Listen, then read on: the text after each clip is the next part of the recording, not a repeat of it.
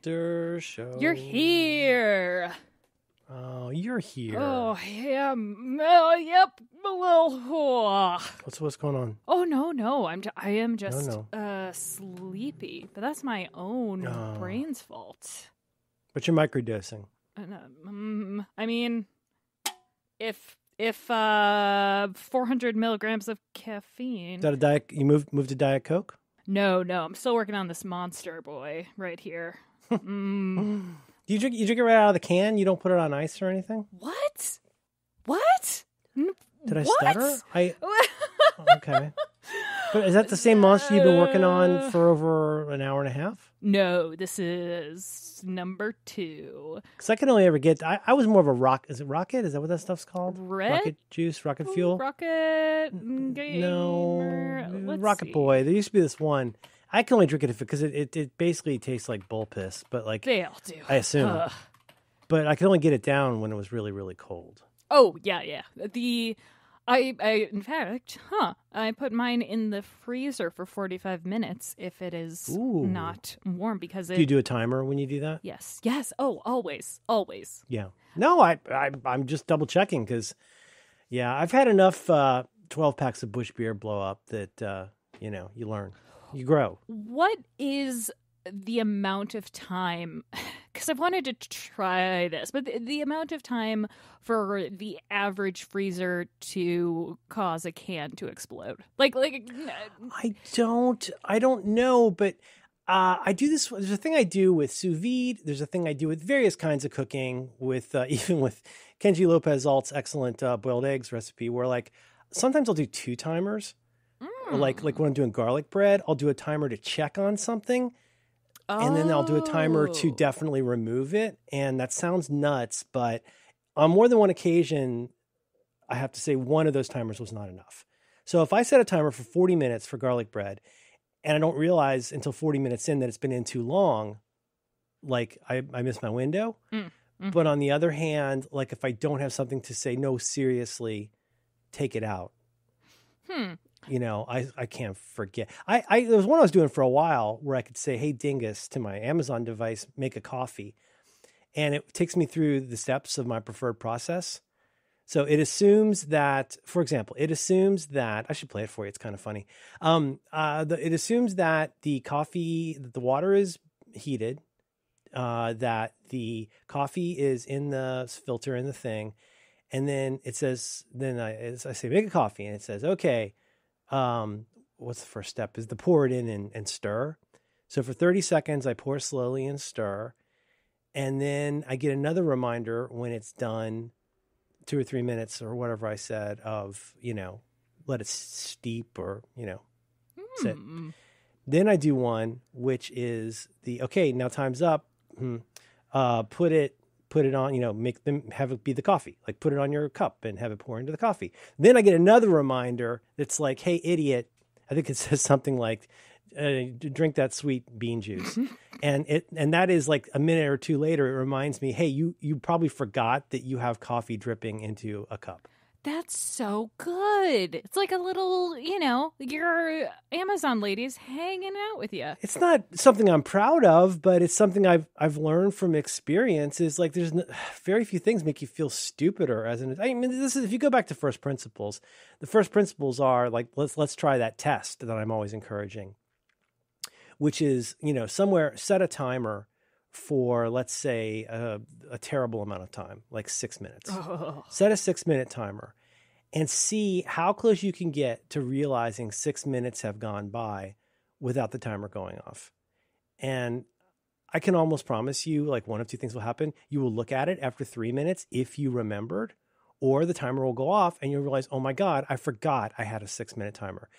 Because then this is why it all begins, or that's the beginning. Then that becomes like, God, always set a timer, especially for stuff like pasta. Because like you will forget. You know what I mean? It's like, it's not a thing to be proud of, but like, it's like, why would you let yourself be that stupid if you have the compensatory muscles to not be dumb? Because we all think we're smarter than we do. We are. I know, it's true. And we don't test that assumption, not to go all Syracuse here, but we don't test that assumption about ourselves often enough. And I think it can be really illuminating and in a weird way, oddly freeing to mindfully, purposefully lose the, my brain is really not working today. Oh God, there's a word and I can't think of the word. Oh, coxing hard right now. Gotta get up your microdose. What's the thing when you're really conceited about believing you know something? The conceit that makes us believe that we will remember things that we have no business thinking we'll remember. Do you? I'm going back to thinking about. God, you broke my brain. Oh, fuck you. The conceit. No. I wonder.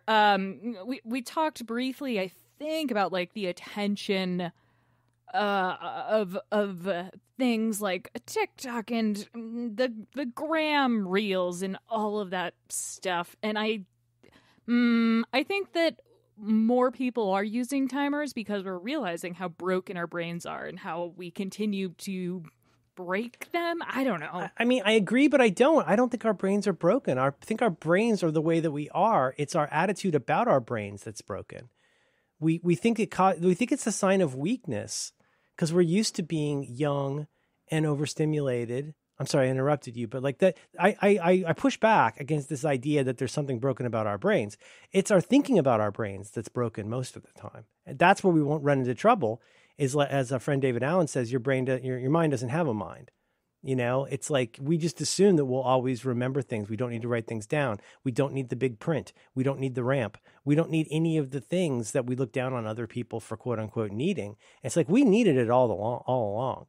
Youth is a temporary and very fleeting thing that feels permanent because it's all you've ever known. And when you realize that there's other things to know, you realize that was a little 3-day weekend in your life when you were young. That's not how you spend your life. Oh, that's terrifying and real.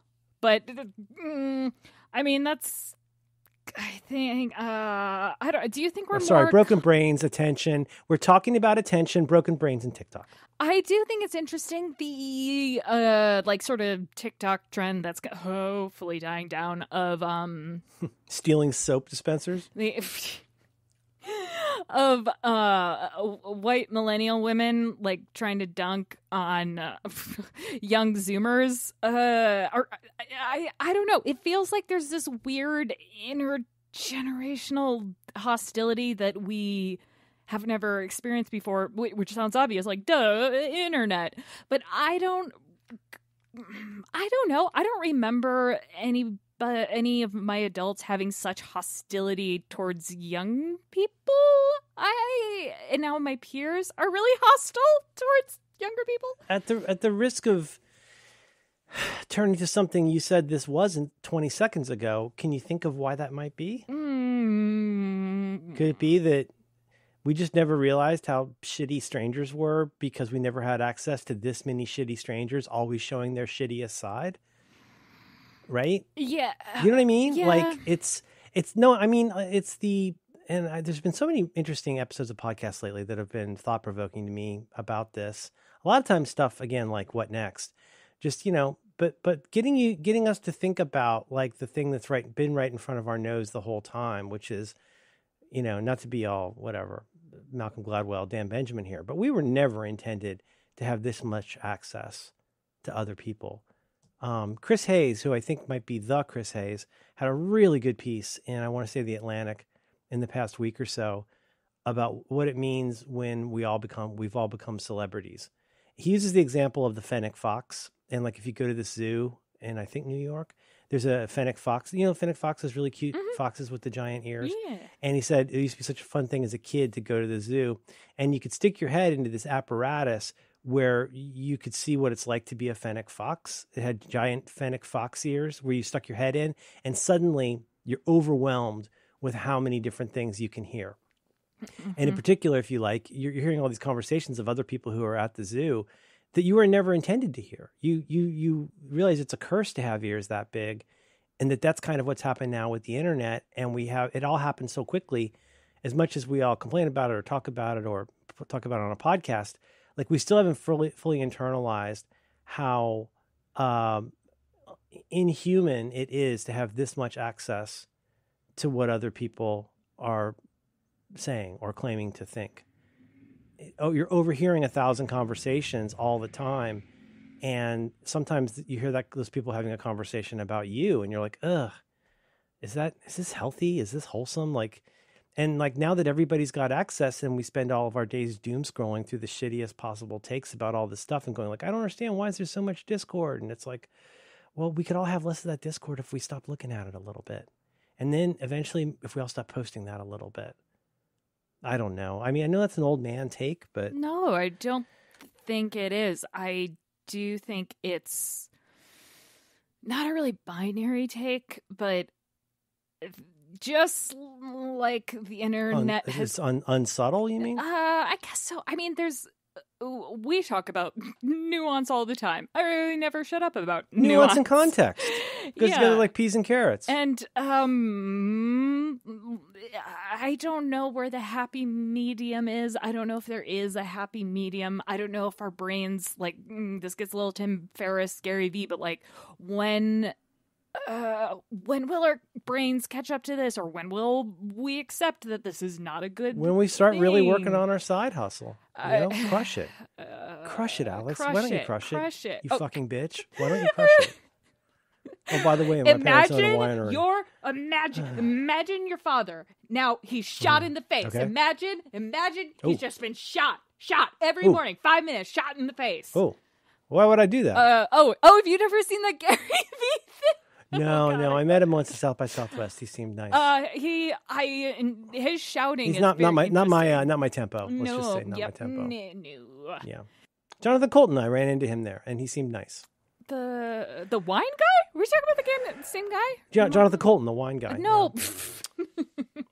Jonathan Colton was my buddy once at South by Southwest, and we were traveling companions. Can I read you something? I mentioned this on the Back to Work program. Oh, yes, please. And it's really loud with the shop vac on. So I mentioned this yesterday on Back to Work. There's a nice new feature in Instapaper that's, I think, just terrific for me, which is sometimes there are things, I get it. It's Twitter. It's got to be a thread. It's got to be, but sometimes there are really, really good things people post. without having to do an unroll me type thing, Instapaper, if you log in and you basically log in with Twitter for reasons that are understandable, if you're in any Twitter thread, you can add it to Instapaper and it turns it into an actual thing you can read. It's great. And so the first time that I did this was 3 days ago. A tweet from someone who I enjoy, but drives me a little bit crazy sometimes. But I don't need to say who this is. But I'm going to read you these 4 paragraphs. Can I do a reading series real quick? Yes, please. Okay, it's Amanda Marcotte. And the Amanda, if you don't know, the Amanda Marcotte Daily comes out at 4 p.m. every day. Thank you. Thank you for paper.li. It's awesome. Why can't we ban clients anymore in Twitter? Oof. I got to get on it. You know what? I think I need a different Twitter client. Okay, 4 tweets. Ready? Can I go? Go, yes. I spent the past week off work and doing stuff, often for entire days, that doesn't involve social media. I've tweeted a little, but haven't read it much. And man, sliding back, I am really seeing the mental health downsides. You and me both, Amanda. Second tweet. After a few days, I just felt so free, like I could think and talk without anticipating a bunch of stupid objections, bad faith, and people trying to score points in some imaginary contest for the title of the most self-righteous asshole. Like, I touched grass, and it was good. Just days and days. Yeah, but it's true. Yeah. See, you got Twitter brain. That's why you laughed. Just days and days where nearly all my interactions were with people who replied without trying to one-up you, told stories without trying to show off their moral righteousness, and acted like, well, complex but still lovable people. It felt good. It felt forgiving. Finally. I love and am probably addicted to social media, but man, it would be so much better if we could all just treat each other with a little more grace, and I include myself in that, and yes, reset more often by touching grass. That is all. That was right in my wheelhouse. It's all so true, and this goes straight back to months and months and months ago. Twitter only seems real because you think it's real. Mm-hmm. And that makes it real, consequently. And it's like all of this stuff that is, I don't know if it's breaking our brains, but And I certainly don't want to say it's rewiring our pathways, because I don't mean like strictly neurologically in the same way that the hot stove rewires our pathways, but listen to the way I, and especially you, talk all the time.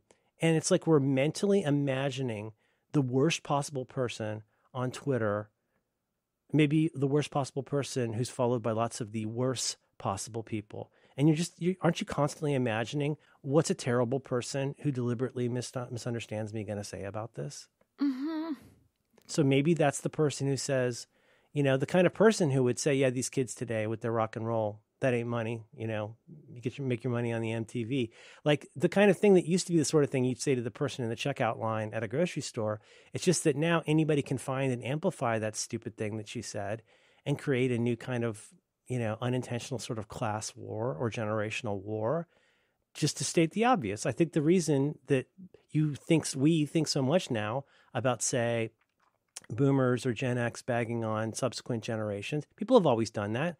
There just hasn't been a way to grab the microphone and have 10, 100, or 10,000 people hear it, because we were never meant to do that. And that's why the stupidest shit becomes the permanent shit. And then now we're mad about it too. And then and it just goes on and on. Today's What Next was really great. And I say this not for any reason of motive that I'm aware of, but it was a really good interview with a woman who was writing about all the stuff that happened with Time's Up. And like the people who, it started as like a really good idea. That phrase was very meaningful to a lot of people, but I remember tweeting that because it started in film circles. Oh, well, it didn't, but sort of. But the show, it opens with Seth Meyers coming out at going to the mic at the 2017, what's the Hollywood Foreign Press one? Golden Globes? I think so. And it was right after stuff had started going down and going wide. Mm-hmm. And where Me Too and Time's Up, almost all the women were wearing all black. Almost all the men were wearing a Time's Up pin, et cetera, et cetera. And I'm not saying this is not a dunk. It's just this is the kind of thing that I think I really want to think about, stuff like this. And that it sounds like the organization that formed, there was a lot about it that it was a little whack. I mean, small things like, they seem much more interested in producing merchandise than in affecting policy change. The deep divide that began fairly early on. Oh, God, who's that wonderful woman in New York State? Oh, gosh. She has an Italian name. I want to say like Alessi or, one woman who's, you know who I mean? Yeah. But she's the one who's like, hey, look, we got to really see some serious policy things about how we deal with this. And somebody who has always been somewhat at odds with Andrew Cuomo for various reasons. But like, when you find out that Andrew Cuomo is like the director of Time's Up, has been helping him like to besmirch an accuser. And it's like, oh man, like it's like both Mary and this reporter were both saying there's only one word for this, which is like messy.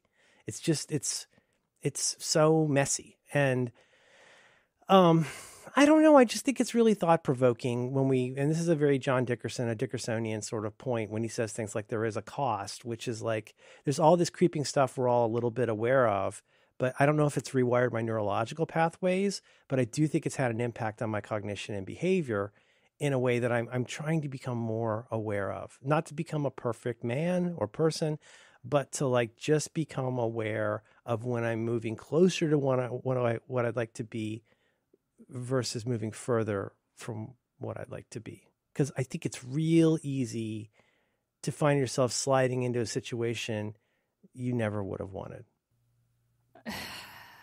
Yeah. So I guess I'm agreeing with you. Our brains are broken. I guess I agree. No. I mean, that's the... well, where did John Dickerson say... I'm not... Like, it's... I would never know of or listen to or read John Dickerson if it was not for Twitter. And that's... I mean, I went through like all of the Facebook messages Maddie and I sent each other 8 fucking years ago now. And all of these things of I don't, and then there's that feeling of guilt, obviously, like feeding into this machine and like having it be part of your living. And I don't know, it feels like you can become like really, like I can get real catastrophic real fast about, we need to burn all of this down. And I don't know. There's like, okay, Glass, the sort of fun social network with the pictures that I don't know if anybody is using anymore, but I don't know. Like, I truly, and COVID aside, like, I don't really know how I would make or talk to new friends if not for the internet. And I mean, well, and when I say internet, I mean social media, because there's not a time in my life where I did not make friends on social media. Like even in high school, it was like, okay, we will follow each other on the things, and that is where we will talk. Because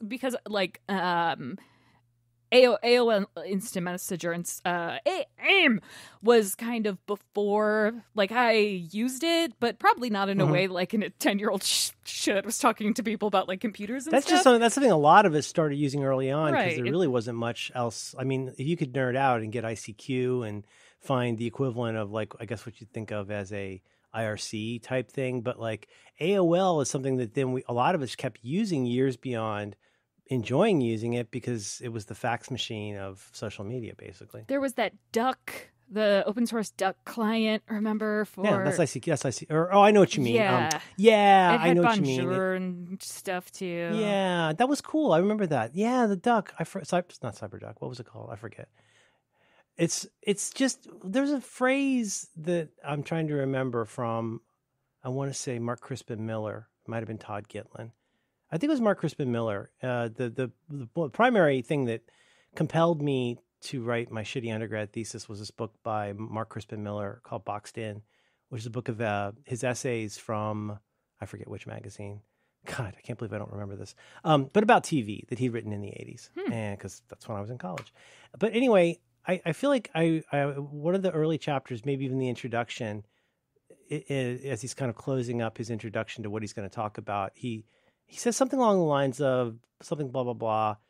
As a cultural studies guy, right, he's coming at this from this angle where people haven't taken talking about TV particularly seriously, especially from like an ideological standpoint.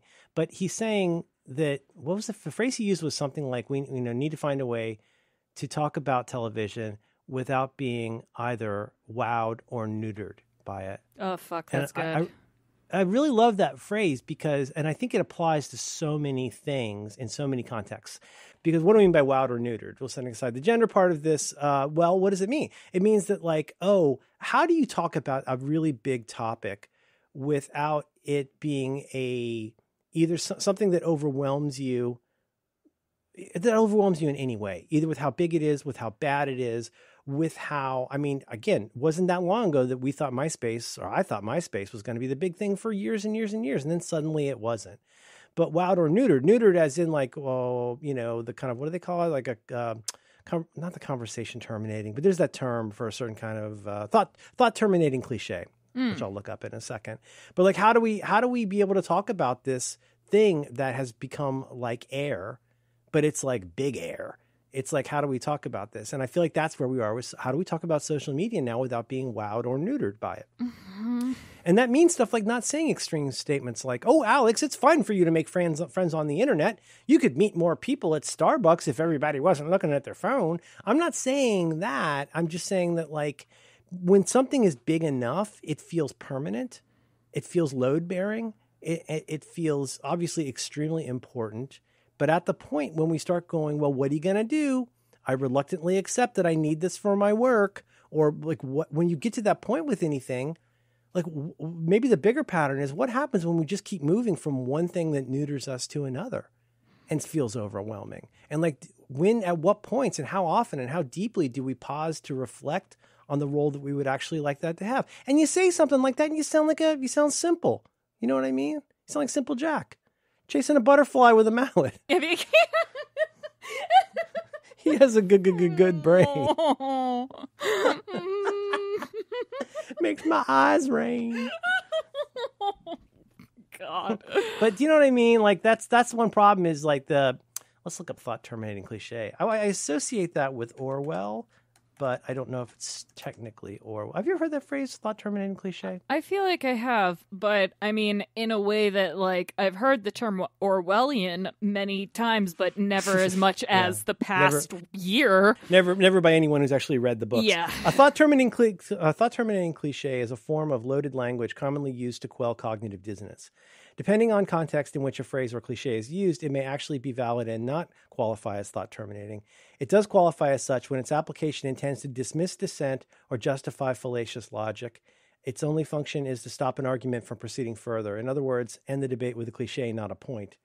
The term was popularized by Robert J. Lifton in his 1961 book, Thought Reform and the Psychology of Totalism, who called the use of the cliche, along with, quote, loading the language of non-thought. I'll put that in notes. That's good. It is good. And not in a way I like, but yeah, that's very good. Yeah. Mm-hmm. Is there anything that you wish that you could have, or anything you could have done different with your internet career, let's say? I don't know. It's something that I don't want to have to state this every time because we have a challenge to stop apologizing. We have a challenge. We have a variety of challenges that in one way or another mean stop saying things that you don't mean or that aren't true in order to defend yourself against non-existent opponents. All your protagonists who will now be, oh no, now I can't attack Alex because they said hashtag. There's all those kinds of things. I think it must be, one must be aware of this even if one doesn't say it to the point of exhaustion, which is it's really easy for me, somebody like me who was there when Blog 2.0 became a thing, when Blog for Money became a thing, when, where I benefited so heavily from social media things with parts of my career, but like, okay, well, am I being cognizant enough of what it means to be somebody who's newer to the scene, to be one of these young people I read about who's in the vast majority of people who want to become famous? Another good article I read this week. Are you sure you want to be famous? Kind of thing where it's easy for me to say like, oh, you guys, you're always looking at your phones and you're obsessed with social media and it's breaking your brain kind of stuff. Well, I benefited from that for a long time, perhaps not unlike the way that a lot of people built a career on fucking YouTube and now are mad that they can't play the Beatles, or people who built an entire business around Facebook's API and now are bummed that they realize Facebook sucks when the money starts drying up. Isn't it funny how much stuff we accept as long as we're getting more than what we expected out of it? It's only when we get less than we expected out of it that we become such advocacy warriors about how terrible these companies are. Nobody minds them when they're having fun. We don't interrogate that very deeply when things are mostly okay. What would I do differently? I mean, I don't know. I don't think there's that many things I would do that differently because I am who I am on a given day. But I don't know. I wouldn't say I'm proud of my decisions, but I don't hate that many of my decisions. It's one thing that makes me insufferable is I do things that seem really dumb at the time, but make a lot of sense later sometimes. How about you? What would you do differently? Or comment on mine, but I would love to hear what you would do differently. No, I mean, I will push back on the idea that we don't, well, specifically the idea that we don't complain or have a problem with specifically and especially Facebook until we have gotten what we want or we no longer are getting what we want from it, because from the very beginning it's like, okay, this was made by a child in college, and I'm not saying that there was like any sort of like writing. No, there was writing on the walls. And even I remember in high school, if there was writing on the wall, Alex, it was pretty small. it was okay. So these 10 guys, well, I mean, like which thing that you use constantly for your career was created by people that you've never had a single problem with? And maybe that's a straw man kind of question, but like it's all bullshit in some ways. It's just that it's the bullshit we like and can live with. It's the new hotness. It's the thing we're all into. And like, I do think Tumblr used to be better for any variety of reasons. I do think Twitter used to be better for any variety of reasons. But nobody starts these things out of the goodness of their heart. No, exactly. Like, not everybody knew that Facebook was, one, possibly stolen, but two, the idea came from a guy making fat or pig jokes about some lady. But it does, I think it gives a lot of people pause. And I'm not apologizing. Like, more marginalized communities like pause and like, all right, how is this going to be bad eventually? Because it's always great and fun, but like when like at what point will the basic nature of this come back to bite me in particular in the ass? Yeah. When are people going to stop caring about my space here? There still isn't a good term for what I think of like the gentrification of an internet community. Like something like Twitch would be a good example of that, right? Interesting. Well, it just seems to me that a lot of the reasons I don't need to understand why people like Twitch. I have a general idea of why people like Twitch. It's definitely not for me, but that seems like one on the face of it, printed on the tin. Twitch feels like the answer to a lot of questions or problems we didn't even know we had, especially in marginalized communities. And the reason I'm saying it here is, isn't Twitch, and you mentioned this with the music stuff, but isn't Twitch in particular, like, aren't there a fair amount of like pretty wild and seemingly crazy decisions in the last couple of years that are pushing out those people in particular? I would say damaging. By pushing out, it's more of the classic, like, you're not allowed, no boob talk, so breast cancer people are not welcome here. Like one of those kind of things, right? Oh, no, more so than any other platform. But like, don't they have content guidelines that are a little bit crazy in terms of the draconian nature of what could be a fairly innocuous thing?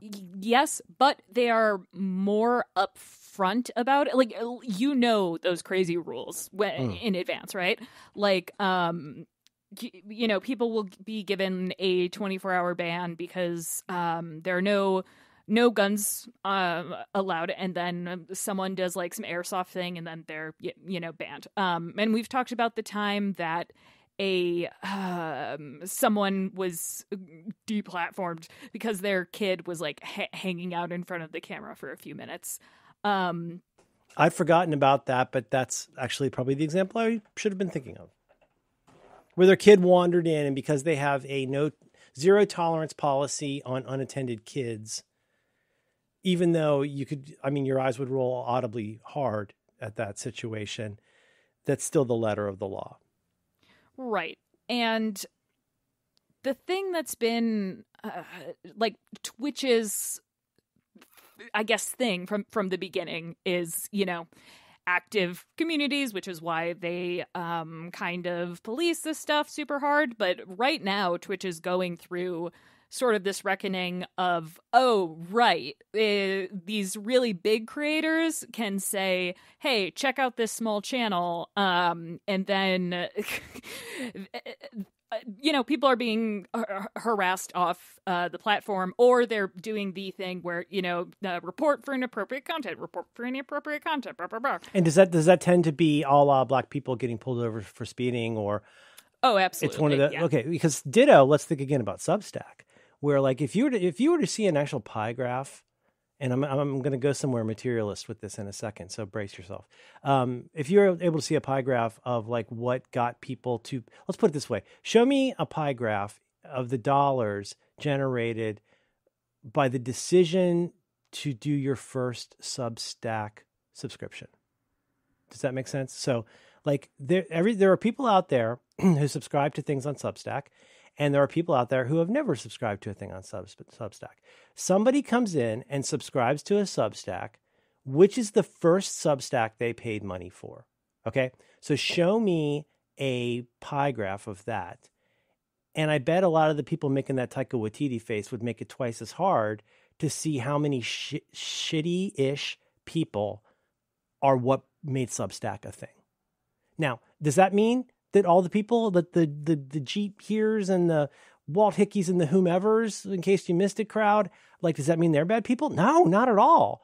But like, and the materialist thing, after you respond to this, and I want to talk about is there's never a good day to realize you should have known that something was a false economy all along.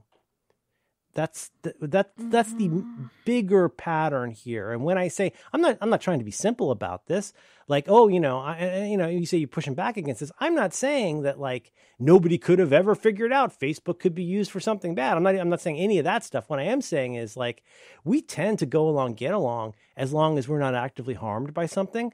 And boy, if we got something good out of it, whether that's Virgin America having $800 round trip tickets based on having bought fuel futures, that's a false economy. I mean, the ability for you to make money on your Substack because Andrew Sullivan is making money on his, that's a false economy. There's all kinds of shit where like how many companies out there, a la Amazon, how many companies out there are willing to lose boatloads of money until everybody else goes out of business and then make the thing they want to make for a month. And then as it starts to go down into the shitter, a la Tumblr, that's when things get super shitty. And you're like, oh my God, this used to be so good. What happened? Well, it was good because it was a false economy. Somebody was paying for all of that all along. And now we're miffed because we can't have boobs on Tumblr or whatever. And it's like, well, yeah, people are miffed and maybe that's understandable. But like, we didn't take the time to interrogate the verifiable realness of that economy. We didn't look at a balance sheet to wonder how this is getting paid for. We didn't look at the mission statement behind the mission statement behind the mission statement. When we were having fun with our pals, you don't pay attention to that stuff. It's only when you're not having as much fun or you're not making as much money or there are usurious changes to policy, when those things come along, when the economy can no longer afford to be false, that you have to start running it like an actual shitty business. That's when we go, oh man, this really got ruined for everybody. Why can't it be like the glory days of Web 2.0? Well, like fucking everybody. I mean, in most cases, people either did it in a way that was so cheap to produce and then had to scale it up, which takes money. I'm just saying, like, there's nobody in this who has clean hands. We, the participants in all of this, playing along with it. Okay, why am I making fun of my very smart friends who said they'd never use a Google product again? Because even leaving out the H word here, like, of course you're going to use Google products again. Like, what? I mean, what are you going to do? Are you just going to like build your entire life from source all the time? Like, you need a place to put your videos. Wait, but isn't that the same? I mean, isn't that the same as Instagram for your work, or Facebook for your work? And yes, we when you say all of us have blood on our hands, I will agree. I don't know if it's with blood. That, I'm just saying they're not clean. Well, yeah. I would argue perhaps blood at this point, or at least Amazon worker pee. Mm-hmm. But I mean, think about. I joined Twitter in 2008? Like, okay, I was technically an adult, but definitely wasn't when I was on other websites. Like, YouTube was a fun place that I got to watch videos for free. And I don't know, man. Like, I think about TikTok, and people are much more aware of these algorithms and more aware of how, sure, if our brains aren't breaking, at least our brains aren't wired for this. Like, but aware of the algorithms isn't a little bit like saying they're aware of the fact that the sex worker doesn't actually love them as much as they would hope they would if it was their wife or lover, because that's part of the illusion. You can look at somebody like, I still miss Matt Fraction being on Twitter. He was so funny on Twitter. He's such a charming guy. I think the world needs more people like Matt Fraction. But Matt's reaction was, I cannot be in a place with policy. This is years ago. This is when I was still like sort of lightly acquainted with him. So probably 2014 maybe. And I mean, Kelly Sue's still there. She does her stuff. But like Matt was like, I'm gotta bounce, man. The way you don't deal with how women are being treated here is a showstopper for me, and I'm gonna bounce. But there are other people who are saying, well, this is my platform to talk about how women should be treated differently here. And that it's all fine. I don't know how you get away from this whole, like, what is it that suddenly made us so interested in interrogating the badness of all of these things?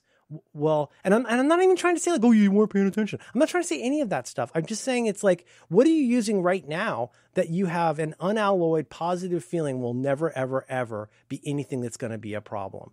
And have you applied, not you, but has one applied that same critical skill and candor to where things are right now about how that place is operated and run? Whatever Aussie is. I don't understand what Aussie is. Everybody's talking about Aussie today, and I don't know why. OZY. I don't know what it is. I've tried to figure it out. I went to Ben T's, the BuzzFeed guy. I went to his Twitter, and of course, it's all just him retweeting nice things people said about his article. I don't know what Aussie is, but that's the kind of thing where like something comes along and now like that's a modern media company. But it's the main character on a certain part of the internet right now. You know what I mean? Mm-hmm. And like, yep. I don't know. God. I just think I don't know. There is a part of me, the small, selfish, annoying, contrarian part of me, the part of me that like just wants to sit up in the mezzanine and make fun of the people at the dance. There's that part of me looking down and just going like, oh, you poor fuckers. You're soaking in it. You think you found a way to float on it. And it's just because somebody lent you water wings for the week. And you don't realize the lead weights that you agreed to have on your feet before they gave you your pretty water wings. But I'm probably stretching this too far, but if you don't, what if you can't get your own water wings? You know, like it depends on what you're trying. It depends on what you're trying to do. If your primary interest or need or aspiration is to reach a lot of people, that's okay. But like, I think it's a little naive to think that just because you have a good purpose in mind for what you want to do with the place where people are, that then all the other people who are there are just dinglings who like are not as worldly wise as you are. Oh no, for sure. I guess it's a like think of the children or think of the poors type of thing where so much of this is. I mean, even fucking YouTube Premium Red Plus Max, whatever it's called, I bitched about it for an hour, but I don't have to see any of the ads. I think my brain would break if every 5 minutes. It's the best money I spend every month. I really, really like YouTube. I mean, yeah, whatever, they're bad, but like I can watch the stuff I want to watch on YouTube, and like I was able to sit around yesterday afternoon and watch a bunch of System of a Down videos I would not have been able to find any other way. Like I get a lot of value out of that. I get a lot of value out of Gmail, which is the exact same thing I said many years ago when all my friends said, I'm never going to use any of this stuff ever again. I'm like, well, good for you. I hope you find things that work for you. What I'm trying to say here in the shittiest possible way probably is what we so rarely take off the table, this goes back to my original bitch about this. Sometimes when it suits us, we take off the table this thing that otherwise is just part of the table, which is I need to be where the eyeballs are. And the thing is, if that is even in the top 5 of what needs to be happening, you've got to take the bitter with the sweet. I don't know how you get around that. If you want to be somewhere, I said this a very, very, very long time ago on Twitter, is that the one of the problems with Twitter is one thinks Twitter is about what you want to say about yourself when it's much more about what other people have to say about you. And if you don't accept and understand, well, how many people think about that every day when they're actually posting? Well, you and I think about it as we sit here and tear ourselves apart over this bullshit. But how often do you think about that when you're out there posting? And like, well, that's the thing. You went to a place and stepped up to the mic and said something, and now you're mad that people heard it and have a thought. And it's like, oh, I don't know how to get around this. It's just, sorry, this is going nowhere. No, it's, I mean, feelings often go nowhere. Feelings are real. And this, feelings are valid. See, don't say it like easy. that. No, that's Mike. That's Mike that used to be in the Long Winters. Mike Squires. Feelings are real. Exactly. And the thing that I guess is gnawing at my brain is also I have friends who have left social media and they're not really any happier and their brains haven't, Or is it just that you can't tell their brains are better because they're not posting about it on social media? No. Like people I talk to every day and there's always kind of, not always, but if you have created this community and it's the only place to do it. Discord, actually, that's like the one I've been thinking about a lot. That's gonna go? It's super cool now. Like it's very. I think about like, okay, what is the thing that's going to fuck this up? Because it's super cool. It's free. We get to make all of these bots for it, so we can kick out folks who are doing like really terrible shit and like. And the tables are going to turn and it's gonna get bad, but nobody, and it's not like people aren't thinking or talking about what that'll look like, because the same thing sort of happened with, like, even though Twitch has those like absolutely wild guidelines, it was sort of like, okay, yes, this used to be Justin TV. This is now Twitch for gaming. Okay, Amazon bought this. So is that a fact? I didn't know that. Yeah. So the lady with the camera in her hat, that's what became Twitch? No. I don't. No. Not Internet Justine, but Internet Justine was part of Justin TV. What are you talking about? Oh, really? Oh yeah, that's why she had a camera in her hat. Seriously. That's. Oh, yeah, no, okay, so it was, she was. Anyway, I take your point. I did not know that. And also, because I'm really dumb in 54, I'm probably also very much confusing Discord and Twitch in my head. So I may have said some things. The communities are very, Discord is like anything goes. That's where, it's your own server. Like, they're called Discord servers, but they're all hosted, It's an instance that belongs to you. Exactly. They're Discord servers. Yeah, it's quote yours, but I don't know. I just like to I am glad at the very least I feel like there's a lot more literacy around what you have talked about for years and years, the time and attention and as the main resources that companies want from you, because then that leads to your third most precious resource of money. And just want people to be happy, Merlin. Mm-hmm. I got a lot of things to find for notes. I got to quit committing to finding things. Also, what else do we have here? Music Man, Gene, microdosing, not following. Was there anything else we promised to talk about? I don't think. No. We didn't look at your Joe Rogan video. Is it good? No, we've had a lot of negativity. Let's talk about happy things. We've had he might be getting kicked off of Spotify, so that's fun. How'd you hear that? What's that? What the fuck are you talking about? Oh, because he's gone because of his like. No, I understand why, but where did you hear that? The rumblings. Okay. Have you looked at the privacy report thing yet? No, I have not. Oh. Where is that? You can look at show notes for Back to Work. You can both see that Macworld post where I learned about it via Marco. And listen, people, you gotta stop saying via when you mean by. By and via mean different things. By means someone wrote it. Via means you heard about it from someone. This is known. Everyone has to stop doing that. Via Marco, I learned about this Macworld article of like cool iOS 15 things you should know about. And like half of them were things I didn't know, including the new privacy report thing. So you go to privacy, you scroll down. You can flip a bit that says start doing a privacy report. It'll record up to 7 days of what apps sent to the mothership about you. And then the reason I mention it here is there's, on GitHub, you'll see this guy made a fairly easy to set up thing that will take that JSON file and let you look at it in a browser, and it'll show like all the things that phoned home. It's pretty cool. Oh, I mean, cool. And that's terrifying. Oh no. I mean, I love this. I just thought you should know about that and check it out. And I'm trying to test it with Guardian to see what differences there are, and I do feel like I'm seeing a difference. Oh, with Guardian on versus off. Interesting.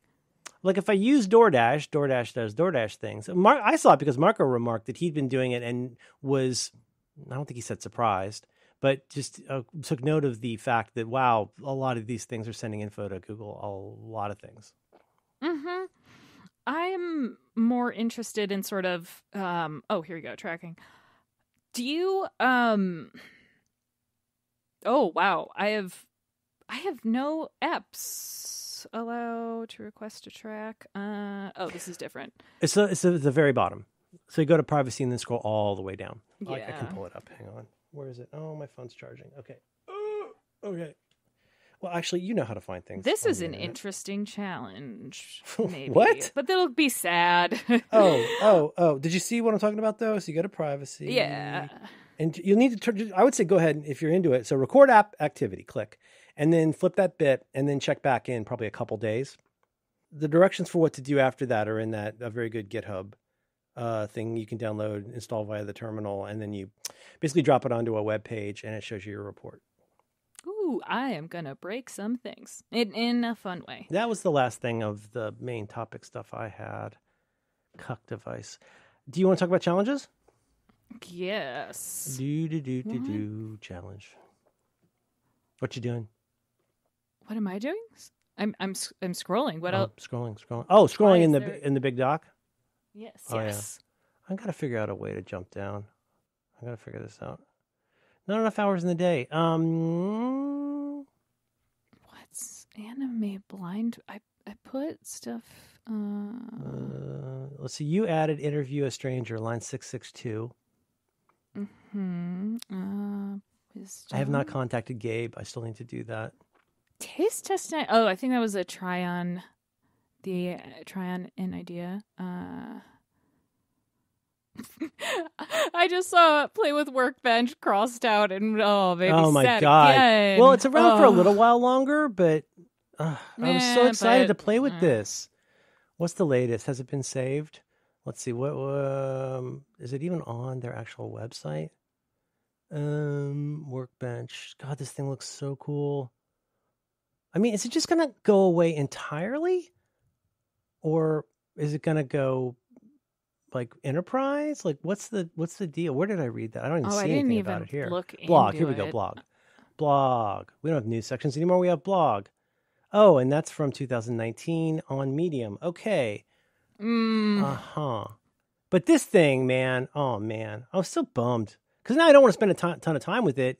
So, listener, hello. Workbench is a thing in this sort of great tradition of web-based data munging that's been around for a while, where like it's just really smart about giving you a web interface for getting and doing interesting stuff with data, with spreadsheets, basically. Like, go scrape this page off Wikipedia. Did you look at the examples of what people have done with this? It's so fucking cool. I mean, I watched the video, but I feel like I read. I don't know if I remember now, but I feel like I remember them saying they're closing down in like October or something. I don't see the copyright on their page is 2019. Can I? Yeah, I can't even sign. Workbench will go offline October 15th, 2021. So it won't let me even create an account. Right. We did not succeed in creating enough revenue to make Workbench sustainable. Oh, man. I mean, good for them, at least not being like, we are censoring our product. Oh, the body keeps score. Oh, yeah, right. Trauma book. I would do that. You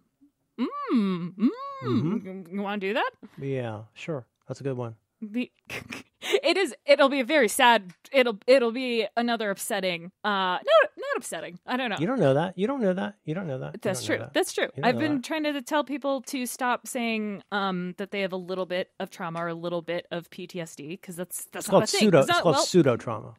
Oh my God. If you're stealing valor from people with real trauma, like four-leaf tayback. What? Huh? Munchausen? Nick Nolte's character. Pair of pimples for hairy fishnuts.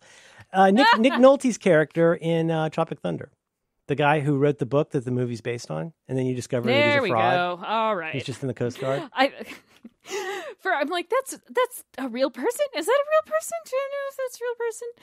Oh, that movie's so good. I watched it again last. Well, and because I signed up for. I was watching.